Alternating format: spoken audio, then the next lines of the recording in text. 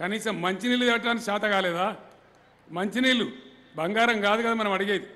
ఆ మంచినీళ్ళు కూడా ఇయ్యలే కాంగ్రెస్ రాజ్యంలో 50 సంవత్సరాలలో. ఇయ్యాల వచ్చి మళ్ళీ ఓట్లాడుతూ ఉన్నారు సిగ్గు కూడా లేకుండా. దయచేసి మీరు ఆలోచన చేయాలి. ఈ విషయాలు చర్చ జరగాలి.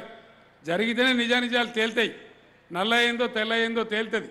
అటు తేల్చి ఓటేస్తేనే దానికి అర్థం ఉంటుంది. ఇట్లా అనేక సంక్షేమ కార్యక్రమాలు మీ కళ్ళ ముందర ఉన్నాయి. మీరు రోజు చూస్తూ ఉన్నారు, మీ పల్లెలలో జరుగుతూ ఉన్నాయి. దీని తర్వాత మనం ప్రాధాన్యత ఇచ్చింది వ్యవసాయం. స్టేషన్ గన్పూర్ ఎట్లా ఉండే, ఇదే నియోజకవర్గంలో మాణిక్యపురం అనే గ్రామంలో చుక్క సత్తయ్య అని చెప్పి పేరు మోసిన ఒగ్గు కళాకారుడు ఉండే. చుక్క సత్తయ్య గారు పేరు మోసిన ఒగ్గు కళాకారుడు. నీళ్లు పడకపోతే ఆయన 58 బోర్లు వేసాడు. పాపం 58 బోర్లు.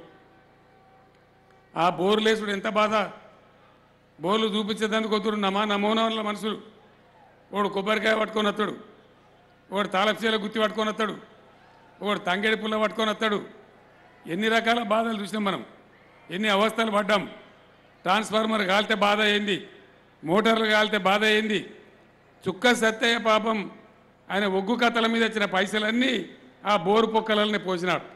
58 బోర్లు అయితే చుక్క నీళ్లు రాలే. ఈ చుక్క సత్తయ్య కథ ఇదే నియోజకవర్గం మీ అందరికీ తెలుసు. ఇంత ఘోరం ఉండే స్టేషన్ గన్పూర్లో, ఎక్కడ కూడా నీళ్ళు లేకుండే. మన ఎమ్మెల్యే రాజయ్య గారు దేవాదుల అక్కడ పనులు జరగకపోతే ఇదేం స్కీమ్ రా నాయన అని పోయి పిండం పెట్టి వచ్చిండు. అక్కడ పిండం పెట్టి ఆనాడున్న ప్రభుత్వాన్ని దిగాల మీరు బేకారగాలని చెప్పి అడగపోయి పిండం కూడా పెట్టొచ్చినాం. ఈ విధంగా అనేక రకమైన బాధలు ఉండే. ఆ బాధలన్నీ ఇలా లేవు.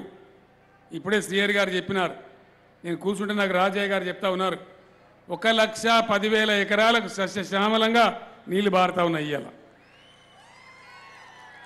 ఇక్కడనే ఉండే రాజేశ్వర రెడ్డి గారు నాతో కొట్లాడి మా వేలేరుకు రావాలి, మా పక్క ఊరికి రావాలి, ఆ గడ్డ ఉన్నదని చెప్పి మాట్లాడి తెచ్చినారు.